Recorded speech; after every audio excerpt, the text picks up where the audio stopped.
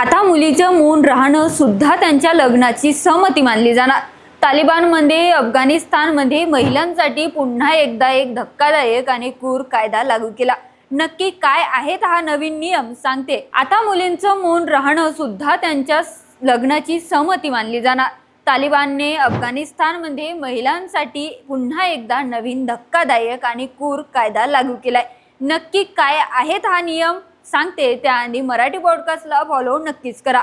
अफगाणिस्तानमध्ये तालिबान सरकारने एक नवीन कौटुंबिक कायदा जारी केला असून त्याला सर्वोच्च नेता हिबतुल्ला अखुंदजादाने मंजुरी दिली आहे।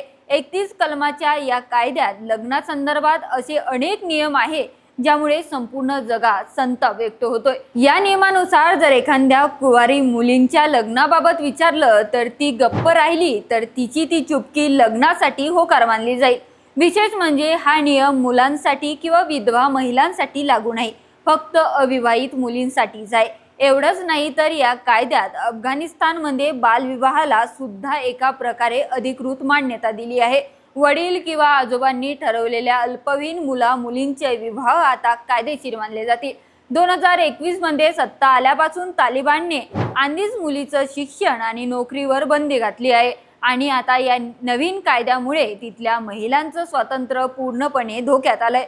तर मित्रांनो, मुलींचा गप्प राहण्याला त्यांचा होकार समजणं, त्यांचं लग्न लावून देणं हे तुम्हाला योग्य वाटतं का? तुमचं मत खाली कमेंटमध्ये नक्कीच कळवा।